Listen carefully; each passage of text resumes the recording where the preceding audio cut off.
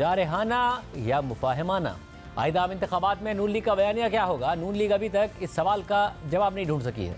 नवाज शरीफ कभी जारहाना लबो लहजा अपनाते हैं और माजी के मनफी किरदारों को सजा देने की बात करते हैं, तो कभी माजी को भूल कर आगे बढ़ने का बयान दे देते हैं। और आज फिर नवाज शरीफ ने माजी के किरदारों से हिसाब लेने की बात कर दी है। 19 सितंबर को जब नवाज शरीफ ने लंदन से पाकिस्तान वापसी का ऐलान किया था, तो साथ ही ये भी कहा था कि मेरी बरतरफी के पीछे जनरल रिटायर्ड कमर जावेद बाजवा और जनरल रिटायर्ड फैज़ हमीद का हाथ था। साबिक चीफ जस्टिस साकिब निसार और आसिफ सईद खोसा उनके आलाकार थे।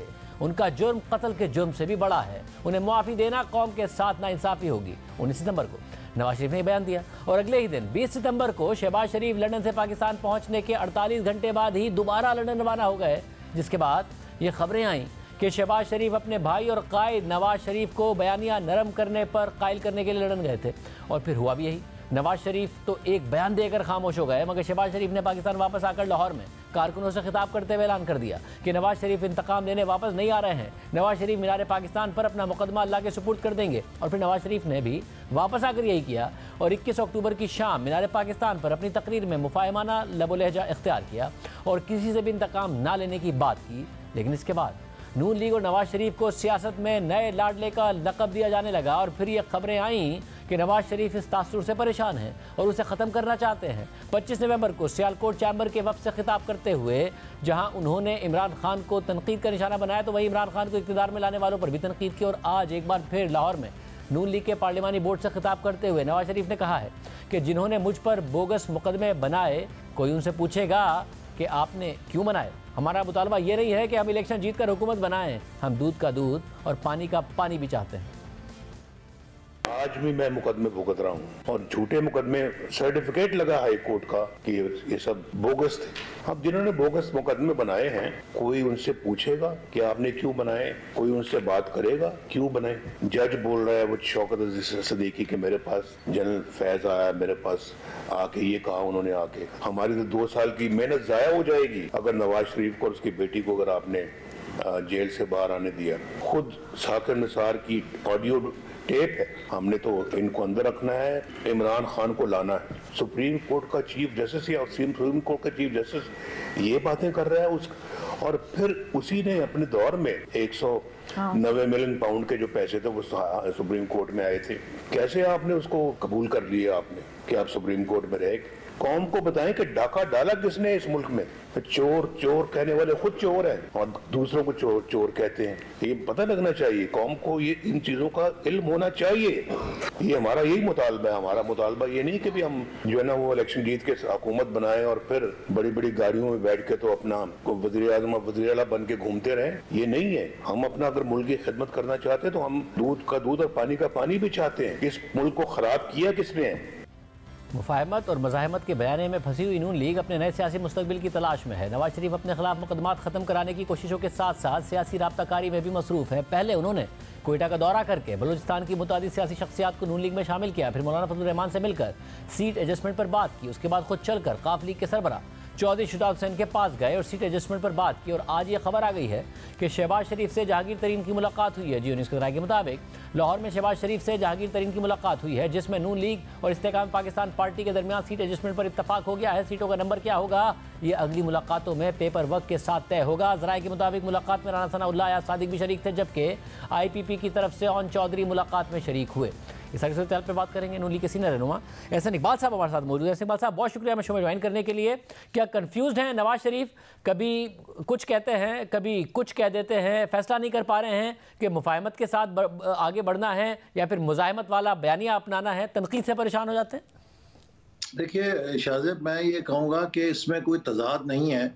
जहाँ तक पाकिस्तान की तरक्की का सवाल है, पाकिस्तान के मुआशी चैलेंजेस से मुल्क को निकालने का सवाल है, तो यकीनन इसके लिए हम किसी मुल्क के अंदर इंतशार के मुतामल नहीं हो सकते।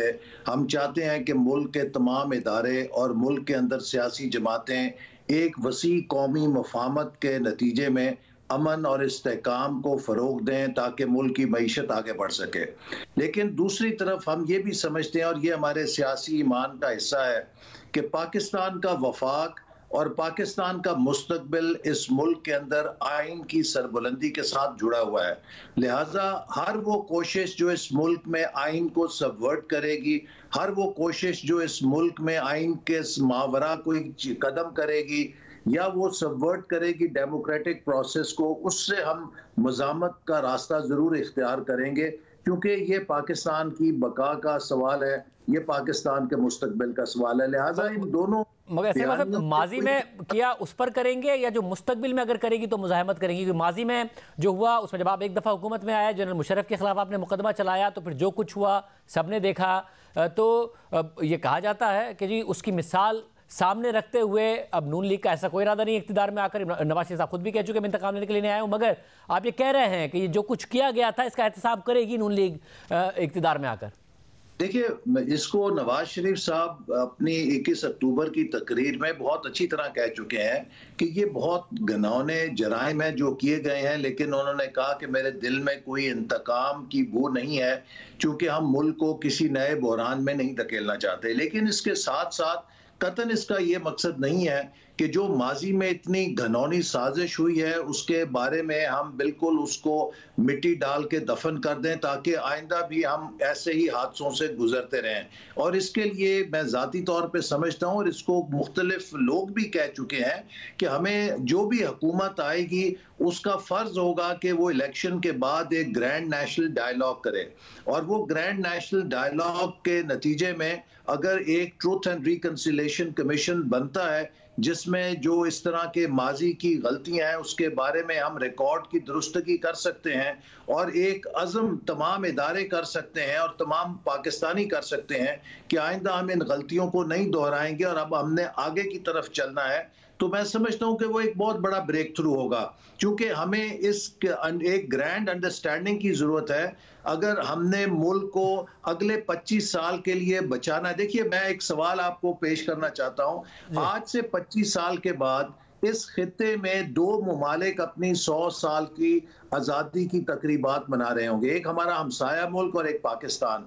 हमारे सामने बहसियत कौम बड़ा सवाल यह है कि 2047 में जब हमारे बच्चे पाकिस्तान की 100 साल तकरीबात बनाएंगे, तो तारीख के सामने वो फख्र से बना सकेंगे या शर्मसार होंगे? और इन ये बड़ा सवाल है, और उसके लिए बड़ा लाजमी है कि पाकिस्तान एक आइन और कानून के और जमहूरियत के रास्ते पर चले, एक मुआशी रिफॉर्म्स के रास्ते पर चले।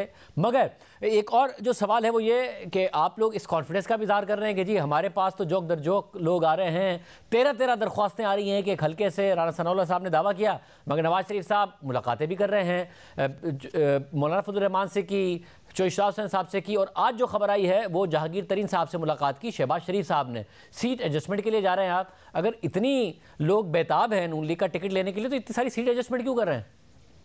देखिए, इसमें जैसे आपको मालूम है कि हम मुख्तलिफ मौक़ों पे कह चुके हैं कि जहाँ पर हम इस बात में दिलचस्पी रखते हैं कि हम वाज़े अक्सरियत के साथ एक मुस्तहकम हुकूमत बनाएं, इसके साथ साथ ये भी एक ज़रूरत है कि आप एक वसीउल बुनियाद तायीद आने वाली हुकूमत की पुश्त पर जमा करें, ताकि वो इस्लाहाती एजेंडा जो पाकिस्तान की ज़रूरत है उसके लिए एक बहुत ब्रॉड बेस्ड कंसेंसस और पॉलिटिकल सपोर्ट मौजूद हो।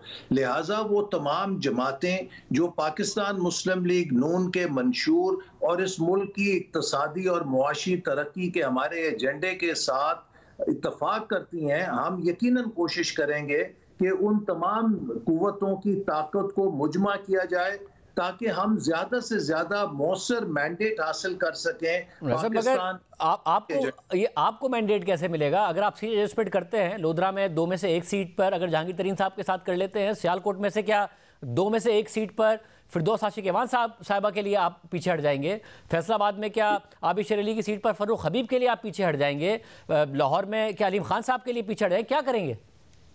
देखिए, इसीलिए जो उनकी मुलाकात हुई है उसमें एक असूली इत्तफाक किया गया है, लेकिन ये फिर मुज़ाकरात के अंदर कमेटीज़ के अंदर देखा जाएगा, जहाँ पे हमारे कैंडिडेट्स ऐसे हैं कि जिनको हम कॉम्प्रोमाइज़ नहीं कर सकते, वहाँ पे कतन हम सीट एडजस्टमेंट नहीं कर सकते। लेकिन जहाँ पर कहीं किसी दूसरे ऐसे सियासी कुव्वत के पास कैंडिडेट है कि जो एक मौसर इंतखाबी कामयाबी हासिल कर सकता है और वहां पर निस्बतन हमारे पास कमजोर कैंडिडेट होगा। यही एक असूल होता है सीट एडजस्टमेंट का कि जिसके पास बेहतर उम्मीदवार होता है जिससे आप इंतखाबी कामयाबी हासिल कर सके, आप उसे पुटअप करते हैं। और दूसरी बात मगर जो इस वक्त आईपीपी का हाल है उसके बावजूद आप इनसे सीट एडजस्टमेंट के लिए जाते हैं तो अपनी मर्जी से जा रहे हैं, जब आप इतने कॉन्फिडेंट भी है कि आप जीतने जा रहे हैं, या किसी के दबाव में जा रहे हैं? नहीं, किसी का कोई दबाव नहीं है। जैसे मैंने आपसे कहा कि हमारी कोशिश ये है कि हम ज्यादा से ज्यादा वसीउल बुनियाद ताईद हासिल करें और जितना एक मौसर और मजबूत मैंडेट हासिल कर सकते हैं उतना ही हमारे मुस्तकबिल के तरक्की के सफर के लिए, मुआशी इस्लाहात के सफर के लिए बेहतर होगा और उसके लिए हमारे पास ताईद और मैंडेट होगा।